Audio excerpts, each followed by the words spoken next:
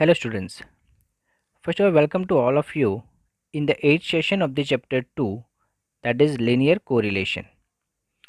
Students, in our 7th session, we understand some basic concept about the linear correlation. We also done some sums which are based on linear correlation, but in that all sums, the rank is directly provided in the question. We just have to arrange and we just have to find the difference and use the formula of rank correlation coefficient. But in practical world, the rank is directly not provided.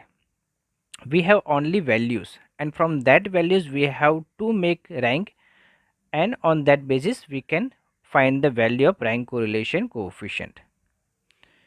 Okay, so उसी इसी तरह का एक question जो है जिसको हम लोग अभी सॉल्व करेंगे. सो this is the first question. That the question is to know the relationship between the abilities of the students of a school in the subject of statistics and accountancy. The teachers of both the subjects have taken a sample of 8 students and the following information was collected. So this is the information. Student अगर यहाँ पे ध्यान से देखो तो आपको एक चीज़ समझ में आएगी कि यहाँ पे आपको रैंक नहीं दिया हुआ है, आपको मार्क्स दिए हुए हैं. ठीक है. So on that basis from the marks you have to converted into rank. And rank कैसे प्रोवाइड करेंगे? ठीक है, तो जिसके ज़्यादा मार्क्स उसको हम लोग रैंक क्या करेंगे? ज़्यादा देंगे. सो this is a question that calculate the rank correlation coefficient between the marks statistics and the marks of accountancy. So what we have to do first, that here n is equal to 8 means total जो numbers that is 8. We are giving the quantitative variables. This is the most important, that here qualitative variables is not provided. Instead of that quantitative variable is given, means marks is given. marks जो वो आप count कर सकते हो. ठीक है, तो उसको क्वांटिटेटिव वेरिएबल है तो उसकी वैल्यूज दी है, उसका रैंक नहीं दिया हुआ है. सो हमको पहले क्या करना पड़ेगा कि जो भी आपको मार्क्स दिए हैं उसको रैंक में कन्वर्ट करना पड़ेगा. बहुत सिंपल है कि जिसके ज़्यादा मार्क्स उसका रैंक फर्स्ट, इससे जिसके कम आएंगे वो सेकंड, उससे जिसके कम आएंगे तो उसके थर्ड. तो अगर हम लोग स्टेटिस्टिक के अंदर देखें तो सबसे ज़्यादा जो आपको मार्क्स दिख रहे हैं दैट इज़ 98, है ना. सो हम लोग क्या करेंगे, 98 जो है उसको हम लोग क्या करेंगे, फर्स्ट रैंक देंगे. So 98 get the first rank. And then उसके बाद जो आता है दैट इज़ 90. तो 90 मार्क्स वाले को हम लोग कौन सा देंगे, सेकंड रैंक. और ऐसे ही हम लोग जैसे स्टेटिस्टिक के लिए किया वैसे हम लोग अकाउंट के लिए करेंगे. मतलब सिंपल कॉन्सेप्ट ये है कि जिसके मार्क्स ज़्यादा उसको रैंक ज़्यादा, जिसके मार्क्स कम उसका रैंक लो आता जाएगा. ठीक है, मतलब कि हाईएस्ट मार्क वाले को first rank, then second highest के लिए second rank, then third highest के लिए third rank. In this way हम लोग उनको मार्क्स रैंक प्रोवाइड करेंगे. ठीक है. सो इसी क्वेश्चन के बेस के ऊपर हम लोग इस तरीके का टेबल बना पाएंगे. सबसे पहले तो roll number is given that is from 1 to 8. There are 8 students they are selecting from the class. So these are the marks of statistics and ये तो हम लोग क्वेश्चन में से ले सकते हैं. In the same way this are marks of the accountancy and this we are getting from the questions. Now what we have to do, we have to give them rank. So let's start with the statistic में सबसे highest जो है that is 98 marks, it will get the first rank, then 90 it is second rank, then 82. So in this way we have to provide the rank. ठीक है, question बहुत simple है, but अगर यहाँ पे मिस्टेक किया तो रैंक प्रोवाइड करने में अगर मिस्टेक किया तो फिर आपका पूरा नीचे का आंसर रॉन्ग ही आने वाला है. सो इजी होता है, बट बहुत अगर हर बार टाइम में आंसर लिखने जाओगे देन इसमें जो मार्क्स इजीली आ सकते वो नहीं आएंगे. ठीक है. सो जब भी ये सम्स करो अपना दिमाग उसी में लगाओ. ठीक है. अगर हम लोग अकाउंटेंसी में देखें तो अकाउंटेंसी में the highest marks is 91. So we have to give him first rank and 86 is the second highest, so the second rank, then 84, then 68, then 62. In this way we can provide them rank. Once you provide the rank, the rest of the methods are as easy as we have done in our last session. Okay, it is also similar, that what we have to do, that once we get the rank then we have to find the difference between the rank. So The next step is to find the difference between the rank, means D is equal to Rx minus Ry. So Rx value for the first roll number, that is 4, and Ry is equal to 3. So what we have to just do, we have to subtract 3, means value of Ry from the Rx. So 3 को अगर 4 में से minus करेंगे या 4 में से 3 minus करेंगे तो आंसर क्या आएगा आपका 1. In the same way, for the Rx is equal to 7, Ry is equal to 8. So what we will get, 7 minus 8, it comes minus 1. So अभी आपको समझ में आ गया from the roll number 1 to roll number 8 में आपको करना क्या है, that is Rx minus Ry. तो D की वैल्यू यहाँ पे आपको मिल गई, और D की वैल्यू मिलने के बाद इसका टोटल भी करना पड़ेगा. दैट टोटल जो आपका यहाँ पे आ रहा है वो कितना है, यहाँ पे 0. इन द सेम वे हम लोग को डी स्क्वायर करना पड़ेगा, क्योंकि वो हमारे फॉर्मूला के बेस है, सबसे इंपॉर्टेंट चीज़ है हमारे फॉर्मूला की. सो डी स्क्वायर मतलब कि डी की जो वैल्यू मिली उसका सिंपली स्क्वायर कर दो. सो 1 का स्क्वायर 1, माइनस 1 का स्क्वायर 1, 0 का स्क्वायर 0, 2 का स्क्वायर 4, 1 का स्क्वायर 1, माइनस 2 का स्क्वायर 4, 0 का 0 और माइनस 1 का 1. And we when we adding all this value of D square we get the 12, and the 12 is showing the sigma of d square. The 12 is nothing but sigma of d square. As I told you that this is the most important things, and ये पूरी जो मेहनत की वो इसी value के लिए हमने की है, that is sigma D square. Okay, अभी हम लोग सिग्मा डी स्क्वायर को जो फॉर्मूला है उसके अंदर रखेंगे और इसकी वैल्यू फाइंड करेंगे कैसे मिलती है इसकी value. So this is a formula that r is equal to 1 minus 6 sigma D square upon N, bracket में एन स्क्वायर माइनस 1. सो 6 की जगह पे तुमने 6 रख दिया. देन सिग्मा डी स्क्वायर, जैसे अभी हमने पीछे देखा सिग्मा डी स्क्वायर की वैल्यू कितनी थी 12. देन एन की जगह total number of observation are 8, and n square 8 का स्क्वायर हो जाएगा आपका 64 minus 1. Then we just have to do some mathematic calculation, that 6 multiply 12 comes 72, and 63 multiply 8 comes 504. When we divide this we get a 0.1429, and when we subtract we get a 0.8571, and we can approximate value of r will be 0.86. सो हमको ये are की value मिल गई. ठीक है कि r की value कितनी है 0.86. अभी उसमें से आर की वैल्यू आपको मिल जाए, उसके बाद जो नेक्स्ट स्टेप होता है वो होता है उसका इंटरप्रिटेशन. सो हमको समझ में आ रहा है कि आर की value it is a closer to 0, closer to 1. Okay, so the value of r is close to 1, so it can be said that there is a high degree of positive correlation between the ranks obtained from the marks of the statistics and accountancy. So if a student is having more or less marks in statistics and his marks in accountancy are also more or less, this may not always happen for each students. ठीक है, these are the general terms that generally ये जो हम लोग जो are की value find कर रहे हैं ना, वो आपको एक जनरलिटी दिखाता है. वो हर एक पर्सन के साथ ऐसा ही एग्जैक्टली होगा वो ज़रूरी नहीं है, बट नॉर्मली हम लोग देखते हैं कि जितने अगर किसी पर्सन के अकाउंट में अच्छे मार्क्स है तो उसके स्टेटिस्टिक के अंदर भी होते हैं. That is general terms. Okay, so that is why the last sentence is given, this may not always happen for each students. But अगर नॉर्मली किसी बच्चे के अकाउंट में अच्छे मार्क्स है तो उसके स्टेट में भी अच्छे होंगे, और किसी बच्चे के अकाउंट में कम होंगे तो उसके स्टेट में भी कम ही होंगे. ठीक है, ओके. तो ये जो मेथड था इस क्वेश्चन के अंदर, एक सिंपल चीज़ तो ये थी कि आपको कोई भी ऑब्जर्वेशन दोबारा नहीं आया. अभी क्लास में देखो क्या एक ही तरह के मार्क्स दो लोगों को नहीं आ सकते. जैसे कि इसमें तो रैंक देना बहुत ईजी हो गया ना, क्योंकि फर्स्ट रैंक अलग था उसके मार्क्स अलग थे, सेकंड रैंक के अलग थे. बट ऐसा क्या हो सकता है कि फर्स्ट और सेकंड दो बच्चे ऐसे हो कि जिनके सेम मार्क्स आए, तो अभी आप फर्स्ट किसको दोगे, सेकंड किसको दोगे, है ना. तो उसको हम लोग बोलते हैं टाई इन द ऑब्जर्वेशन. क्या बोलते हैं इसको, टाई इन द ऑब्जर्वेशन. और ये तब होता है जब दो ऑब्जर्वेशन एक ही तरीके के हो और उसको रैंक देना हो, तो हम लोग क्या करेंगे. ठीक है, ये मोस्ट इंपॉर्टेंट पॉइंट्स है. 99% चांसेस है कि इसको आपके बोर्ड एग्जाम के अंदर पूछा जाए. ठीक है, तो उसको बहुत ही अच्छे से ध्यान देके समझना. Okay, when the values of some observations of variable x और y और both are equal, then a problem arises of assigning ranks to such observations.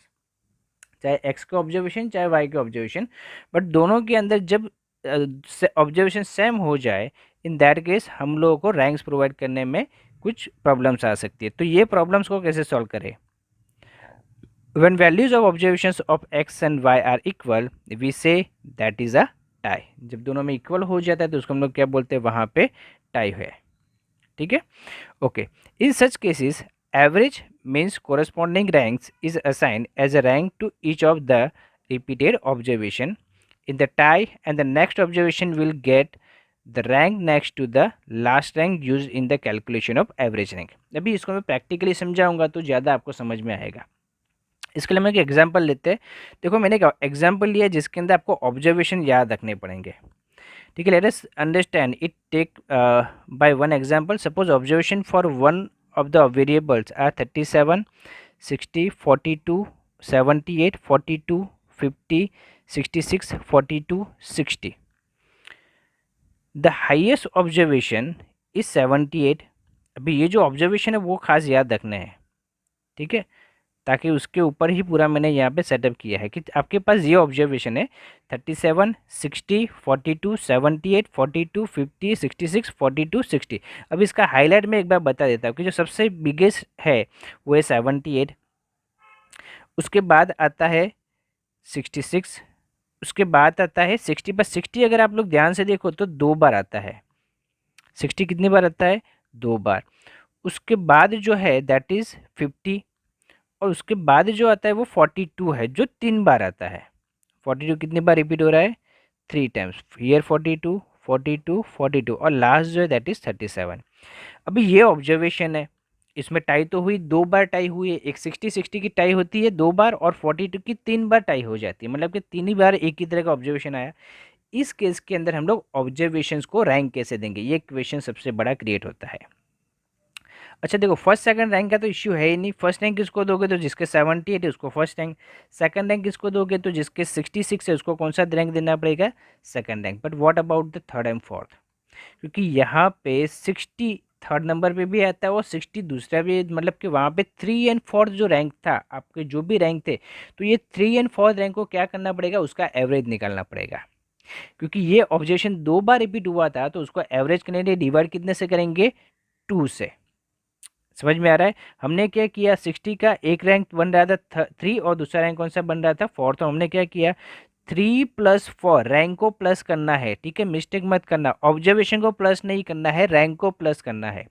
सो 3 + 4 जो आपने किया उसको डिवाइड बाय क्या कर देना है? 2। सो 3 + 4 = 7। 7 डिवाइड बाई 2 इट कम्स 3.5। ठीक है, अब ये 3.5 जो है ना वो 60 नंबर के ऑब्जर्वेशन जो दोनों ये दोनों को असाइन करेंगे। जो 60 है, पहला 60 है उसको भी 3.5, जो दूसरा 60 है उसको भी 3.5 ही उसको रैंक देंगे। अभी जो नेक्स्ट नंबर आता है वो कौन सा आता है? तो हम लोगों ने देखो इतना कर लिया कि 78 को रैंक दे दिया, फिर 66 को रैंक दे दिया, फिर 60 को भी रैंक दे दिया कि दोनों का रैंक कौन सा है? 3.5, 3.5। नेक्स्ट जो आता है नंबर वो कौन सा है? 50। 50 को कौन सा रैंक देंगे? तो यहाँ पे जो मोस्ट इंपॉर्टेंट चीज़ थी वो यहाँ पे देखो, the next observation will get the rank next to the last rank used in the calculation in the average rank।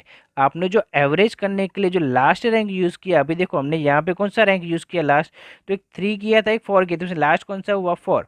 तो जो आपने लास्ट ऑब्जर्वेशन यूज़ किया, सॉरी लास्ट जो रैंक यूज़ किया उसके बाद का रैंक आप लोग नेक्स्ट में दे सकते हो। मतलब कि 4 तो यूज़ हो गया एवरेज निकालने में, तो अभी नेक्स्ट कौन सा आएगा आपका? 5th नंबर वाला। तो यहाँ पे आप लोग कौन सा ये जो 50 नंबर का ऑब्जर्वेशन उसको कौन सा रैंक दोगे? 5। ठीक है, बहुत ही धीरे धीरे जा रहा हूँ और उसको समझना है, हर एक चीज़ इंपॉर्टेंट है यहाँ पे। ठीक है, तो यहाँ पे 50 को कौन सा रैंक मिल गया? 5। इसके बाद क्या, तो इसके बाद हम लोग को रैंक देना पड़ेगा 6। पर 6 रैंक के लिए 3 नंबर्स आ रहे हैं, कौन से? तो 42, 42 एंड अगेन 42। मतलब कि 6 रैंक के लिए, 7th रैंक के लिए और 8th रैंक के लिए हम लोग को एक ही नंबर मिल रहा है एंड दैट इज़ द 42। तो जैसे यहाँ पे 2 नंबर आपको सेम आ रहे हैं तो आपने 2 को प्लस किया, डिवाइड बाय 2 किया, वैसे ही यहाँ पे एक नंबर 3 टाइम रिपीट हो रहा है तो हम लोग क्या करेंगे, वो तीनों रैंक को प्लस करेंगे। फिर से मैं बोल रहा हूँ, ऑब्जर्वेशन को प्लस नहीं करना है, रैंक को प्लस करना है। रैंक को प्लस करेंगे तो वहाँ पे कौन सी फिफ्थ रैंक तो इसको दे दिया, तो फिर नेक्स्ट कौन से 3 रैंक आएंगे, दैट इज 6, 7 एंड 8। तो हमारा नेक्स्ट जो काम रहेगा वो क्या होगा, 6, 7 और 8 का एवरेज निकालना। और वो कैसे निकाल पाएंगे हम लोग, तो यहाँ पे इस हिसाब से हम लोग एवरेज निकालेंगे। ठीक है, तो थ्री फोर्थ रैंक अलॉट हो गया, फिफ्थ रैंक भी दे दिया। 42 3 टाइम्स आ रहा है, तो हमने 6, 7 और 8 डिवाइड बाई क्या कर दिया, 3। और जब 6 + 7 + 8 डिवाइड बाई 3 करते हैं तो आपको जो रैंक मिलता है वो कौन सा होता है, 7। इसका मतलब कि आपके पास जो 3 ऑब्जर्वेशन है 42 वाले, उन तीनों के सामने आपको रैंक कौन सा लिखना पड़ेगा, 7। समझ में आ रहा है, बहुत ईजी है, बहुत कंफ्यूज मत होना। अगर अभी भी एक बार अभी यहाँ तक में समझ में नहीं आया तो यहाँ पे पॉज करो, थोड़ा बैक जाओ और उसको फिर से रिपीट करके एक बार सुन लो। सिंपल ही है, समझ में आ ही जाएगा। ठीक है, ओके। अभी यहाँ पे जैसे कि 6 + 7 + 8, तो ये 3 ऑब्जर्वेशन 42 वाले तो 3 आ गए। अभी लास्ट में एक ही बचता है, कौन सा, दैट इज़ 37। ठीक है ना, हम लोग जो ऑब्जर्वेशन दिए थे उसको एक बार देख लेते हैं तो आपको समझ में आ जाएगा। ये सारे ऑब्जर्वेशन अरेंज हो गए, उनको अलर्ट हो गए रैंक, सिर्फ एक ही ऑब्जर्वेशन बाकी, दैट इज 37। तो इसको लास्ट रैंक देना पड़ेगा। लास्ट रैंक कौन सा होगा यहाँ पे, क्योंकि आपने 6, 7 एंड 8 तो अलॉट कर लिया है यहाँ पे, तो लास्ट में कितना बचता है आपके पास, एक ही बचता है। कितना बचता है, एक। तो उसको कौन सा रैंक दोगे, तो उसके लिए सबसे पहले यहाँ पे देखो टोटल नंबर ऑफ ऑब्जर्वेशन कितने, तो 1 2 3 4 5 6 7 8 9, कितने थे, 9। वैसे ही आपने 8 तक तो अलॉट कर दिए है। अभी जिसको भी देना पड़ेगा उसको नेक्स्ट रैंक ही यहाँ पे देखना है। जो एवरेज केस में लास्ट रैंक कौन सा था, 8, मतलब अभी जो भी नेक्स्ट नंबर आएगा उसको कौन से रैंक से स्टार्ट करेंगे, 9। और 37 एक ही रैंक है तो उसको डायरेक्टली रैंक अलॉट कर देंगे, कौन सा, 9। इस तरीके से हम लोग टाई ऑब्जर्वेशन के अंदर रैंक को अलॉट कर सकते हैं। अच्छा, यहाँ तक का काम इजी था क्योंकि यहाँ तक तो आपने सिर्फ रैंक को अलॉट किया है। क्या क्या, यहाँ तक मैं सिर्फ रैंक को अलॉट किया है। अभी क्या करना है वो इम्पोर्टेंट है। ठीक है, क्योंकि यहाँ पे आपको जहाँ पे भी टाई आती है ना, वहाँ पे आपका जो आर का फॉर्मूला है कोरिलेशन कोएफिशिएंट का, वो थोड़ा चेंज होगा। और उसमें हम लोग को फाइंड करना पड़ेगा करेक्शन फैक्टर। क्या फाइंड करना पड़ेगा, करेक्शन फैक्टर। ठीक है, फॉर्मूला ऐसे ही डायरेक्टली समझते हैं, और जिसको इसमें जितना आपको समझ में आएगा वो ज़्यादा अच्छे तरीके से आप लोगों को दिमाग में बैठ जाएगा। ठीक है, अभी देखो सबसे पहले तो हम लोग सी एफ मतलब कि करेक्शन फैक्टर कैसे फाइंड करते हैं, तो उसका जो फॉर्मूला है दैट इज़ m³ - m/12। ये फॉर्मूला से आप लोगों को करेक्शन फैक्टर मिलेगा। फिर से एक बार मैं आपको एक्सप्लेन कर दें कि ये सारी चीज़ें जितना समझ में देखेंगे उतना ही समझ में आएगा, बट फॉर्मूला फिलहाल के लिए आपको फॉर्मूला दिमाग में होनी चाहिए कि ये फॉर्मूला करेक्शन फैक्टर के लिए है, बस इतना ही इस स्लाइड का इंपॉर्टेंस है। तो यहाँ पे करेक्शन फैक्टर कैसे फाइंड करेंगे, that is m³ - m/12। And आपको जो ज़रूरत है वो सिर्फ करेक्शन फैक्टर की नहीं है, आपको जो ज़रूरत पड़ेगी वो सिग्मा ऑफ करेक्शन फैक्टर मतलब कि m³ - m/12 की पड़ेगी। अभी एक बार आपको m³ - m/12 करोगे तो उसमें CF की वैल्यू मिल जाएगी। ये वैल्यू जो है वो आपको यहाँ पे ऐड कर लेनी है। बाकी का फॉर्मूला चेंज नहीं होता। आप लोग पुराना फॉर्मूला याद करोगे तो क्या था हमारा formula, 1 - 6 sigma d² n bracket में n² - 1।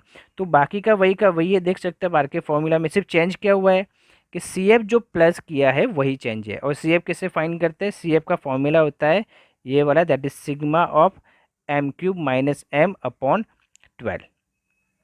ठीक है, बाकी कोई चेंजेस इसके अंदर हुआ नहीं है। अभी इसी को हम लोग लेके जाते हैं कहाँ पे, तो एक सम्स में अप्लाई करते हैं, और सम्स के अंदर ये m³ कैसे फाइंड करते हैं, CF क्या होता है वो आपको पूरा अच्छे समझ में आ जाएगा। आपको CF का सिर्फ फॉर्मूला याद होना चाहिए, that is sigma m³ - m/12। और जो जब हमारा टाई होता है तब आर का फॉर्मूला थोड़ा चेंज हो जाता है, थोड़ा ही, क्योंकि उसमें सिर्फ प्लस CF लगाना है विथ 6 सिग्मा d²। ओके, अभी इसको हम लोग प्रैक्टिकल अप्लाई करते हैं, कैसे इसको यूज़ करना है। तो देखते हैं question number 2। The following information is collected by taking a sample of 7 candidates having nearly same intellectual ability to know the effect of last day preparation for a competitive examination of general knowledge on the result of examination। ठीक है, last day preparation का और उसके result का किस हिसाब से उनका कोरिलेशन है वो देखने के लिए हम लोग ये देख रहे हैं। तो this is the reading hours and marks obtain in the examination, reading hours of last 3 days. So hours is given and marks is given. From that we have to provide them rank, and from that rank if there is a tie तो उसका calculation कैसे होता है, that we have to see. So find the rank correlation coefficient between reading hours of the last 3 days and marks obtained in the examination from the data and interpret it. So this is the question. From this we can prepare this kind of table. पहले table बनाएंगे, कैसे बनाएंगे वो एक बार समझ लो. The reading hours is given, marks is given, so hours is your x and marks is your y. From x you can find the value of rank, or we can say rx, and rank of y means ry. सो यहाँ पे पहले एक तो ये देख लेना कि tie है कि नहीं है. अभी एक्स में देख लो 25, 38, 30, 28, 34, 40, 36, एक भी ऐसा नंबर ऐसा नहीं है जो 2 बार रिपीट हो रहा है. तो जब रिपीट नहीं हो रहा है तो रैंक देना बहुत ही ईजी हो जाता है, वहाँ पे टाई नहीं हो रहा है. तो यहाँ पे देखो सबसे पहला बिगेस्ट नंबर कौन सा है, दैट इज़ 40, तो उसको दे दो फर्स्ट रैंक. देन 38 तो सेकंड रैंक, देन 36 जो थर्ड रैंक, देन 34 तो fourth rank, then 30 fifth rank, then 28 six rank, and then 25 that is seventh rank. But वैसे जब वाई में जाते हैं तो वहाँ पे देखो सबसे बिगेस्ट नंबर कौन सा है, तो 65, 75, 68, 70, 72, 79, 75. तो सबसे बड़ा नंबर दिख रहा है आपको 79, उसको दे दो फर्स्ट रैंक. उसके बाद जो सेकंड नंबर है दैट इज़ 75, बट 75 2 बार आया, 75 यहाँ पे भी है, 75 यहाँ पे भी है. तो दो में से रैंक किसको दोगे, तो कौन से रैंक पे 75 अटका था, तो एक सेकंड. अगर मैं इसको रैंक दे दूँ तो नॉर्मली एक का सेकंड होगा, दूसरे का थर्ड होगा. तो मैं करूँगा क्या, उसका एवरेज निकाल लूँगा उसके रैंक का. फिर से मैं बात कर रहा हूँ, एक का सेकंड रैंक होगा, दूसरे का थर्ड, तो मैं उसका जो रैंक था उसका मैं क्या निकाल देता हूँ, एवरेज. एक का सेकंड, दूसरे का थर्ड, उसका एवरेज निकालना है. तो क्या करूँगा, 2 + 3 डिवाइड बाई 2, जिसका आंसर कितना आएगा 2.5. तो ये जो 2.5 है रैंक आया वो मैं ये वाले 75 को भी दूंगा और ये वाले 75 को भी दूंगा. तो इस हिसाब से मेरे रैंक जो है वो 2.5 मैं 75 को प्रोवाइड कर रहा हूँ. अभी नेक्स्ट जो मेरा नंबर है वो कौन सा है, तुमने 75 तो ले लिया, तो 75 के बाद नेक्स्ट नंबर कौन सा बिगेस्ट नंबर, दैट इज 72. तो उसको मुझे कौन सा रैंक प्रोवाइड करना पड़ेगा, तो मैंने लास्ट में कौन सा रैंक प्रोवाइड किया था, एवरेज निकालने के लिए यूज़ किया था 3, तो उसके बाद वाला रैंक मैं इसको दे सकता हूँ. तो यहाँ पे कौन सा रैंक आएगा 4. उसके बाद का एज इट इज़, जैसे कि इसके बाद नेक्स्ट जो नंबर है वो कौन सा है 70, तो उसका फिफ्थ रैंक, देन 68 तो उसका सिक्स रैंक, देन 65 तो उसका सेवन्थ रैंक. तो यहाँ पे अगर हम लोग देखें तो इक्वेशन में सिर्फ एक ही टाई हो रहा है और वो भी वाई के अंदर, मीन्स आर वाई के अंदर. आर एक्स के अंदर कोई भी आपको टाई देखने को मिला नहीं. अभी ये हो गया, अभी यहाँ तक भी सिंपल था, अभी इसको यूज़ करना है. ठीक है, आपको मैंने ये समझा दिया कि अगर आपके पास एक बार R X and R Y आ जाए तो उसके बाद नेक्स्ट क्या होता है, डी फाइन करना. अभी शायद इसके अंदर बहुत ज़्यादा अंदर जाने की जरूरत है नहीं, ये हमको समझ में आ ही गया है. डी फाइन करो, उसके बाद क्या फाइन करो, डी स्क्वायर. हमारे लिए सबसे इंपॉर्टेंट जो होता है that is the value of sigma D square, मतलब कि टोटल ऑफ डी स्क्वायर जो कितना है यहाँ पे 2.5, ये मिल गया. ओके, उसके बाद जो नेक्स्ट स्टेप आएगा वो कौन सा होगा, तो आपके पास एक जब भी टाई होता है तो एक अलग से टेबल बनाना पड़ता है, बहुत ही इंपॉर्टेंट है, ज़रा देखना यहाँ पे. तो एक ही ऑब्जर्वेशन रिपीट हो रहा था, वो ऑब्जर्वेशन कौन सा था 75. तो पहला जो है रिपीटेड ऑब्जर्वेशन, मतलब कि वहाँ पे आपको रिपीटेड ऑब्जर्वेशन कौन सा हुआ था वो लिखना पड़ेगा. तो हमको पता है 75 नंबर का 75 जो ऑब्जर्वेशन था जिसकी वैल्यू वो 2 बार आ रहा था. कितनी बार आ रहा था, 2 टाइम रिपीट हो रहा था. मतलब कि यहाँ पे आपका जो m होगा वो कितना होगा 2. आपका जो m होगा वो कितना होगा 2. अगर ये 3 टाइम रिपीट होता तो तब वहाँ पे m की वैल्यू क्या हो जाती 3. अभी मैंने जैसे बोला था कि अगर आपको CF की वैल्यू फाइंड करनी तो ये आंसर फॉर्मूला याद रखना है, दैट इज m³ - m/12. तो CF यहाँ पे जो जहाँ पे m की, तो हमने m तो ऑलरेडी फाइंड कर रखा है, कितना है वो 2, क्योंकि वो 2 बार रिपीट हो रहा था, इसके लिए हमने m बराबर क्या ले लिया 2. याद रखो कि m क्या दिखाता है, the number of times the observation is repeated, है ना. m क्या दिखा रहा है, the number of times the observation is repeated. So m की वैल्यू 2 है, तो जहाँ जहाँ पे ये फॉर्मूला के अंदर m है वहाँ पे क्या रखेंगे हम लोग 2 रखेंगे. सो 2 का क्यूब यहाँ पे देखो 2 क्यूब माइनस m की जगह पे 2/12, 12 इज अ फिक्स, वो फॉर्मूला में ही है, ठीक है। सो m cube will be 8 and 8 minus 2 come 6 and 6/12 it comes 0.5, मतलब कि सी एफ की वैल्यू कितनी आई 0.5, और यहाँ पे और कोई टाई ही नहीं हो रहा था, मतलब कि मैं सिग्मा सी एफ करूँ, ठीक है। अगर दूसरा कोई और टाई होता ना तो मैं उसका भी सी एफ फाइंड करता, और पहले वाले का सी एफ और दूसरे वाले का सी एफ दोनों को प्लस करके मैं क्या फाइंड करता, सिग्मा सी एफ। पर यहाँ पे तो एक ही है, मतलब कि यहाँ पे सी एफ की वैल्यू क्या आएगी, सिग्मा सी एफ की वैल्यू क्या आएगी 0.5, क्योंकि दूसरा कोई टाई है ही नहीं। आ रहा है समझ में? ओके। सो आपको सिग्मा सी एफ की वैल्यू मिल गई। अभी तो उसको बस फॉर्मूला ही लगाना है, तो फॉर्मूला खास ध्यान रखो कौन सा फॉर्मूला हम लोग यूज़ करेंगे। यहाँ पे क्योंकि टाई आया है तो हमारे फॉर्मूले में थोड़ा चेंज होगा, that is plus C F करते हैं। तो यहाँ पे ये फॉर्मूला है, that is R is equal to 1 minus 6 sigma D square plus C F upon N, bracket में एन स्क्वायर माइनस 1।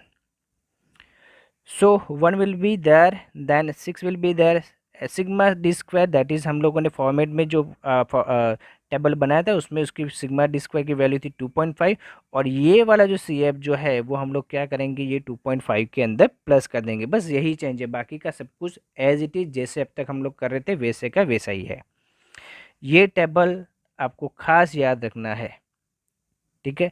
जो हमने टेबल बनाया है वो खास याद रखना है, उसके फॉर्मूला खास याद रखने, फॉर्मूला में कब चेंज होगा वो भी याद रखना है। हर वक्त वैल्यू देख के यही फॉर्मूला यूज़ करना है ऐसा नहीं, वैल्यू में जब टाई होगा तभी जाके आपको सी एफ वाला यूज़ करना पड़ेगा, अदरवाइज नहीं, वो खास ध्यान रखो, ठीक है। सो यहाँ पे आर की वैल्यू 1 जो हमने फाइंड किया जैसे, तो यहाँ पे 1 माइनस 6 × 3/7 इंटू 48, फाइनल जब इसकी वैल्यू निकालते हैं तो उसकी वैल्यू हमको मिलती है 0.9464, और उसकी अप्रोक्सीमेट जो वैल्यू है आर की, it will comes r is equal to 0.95।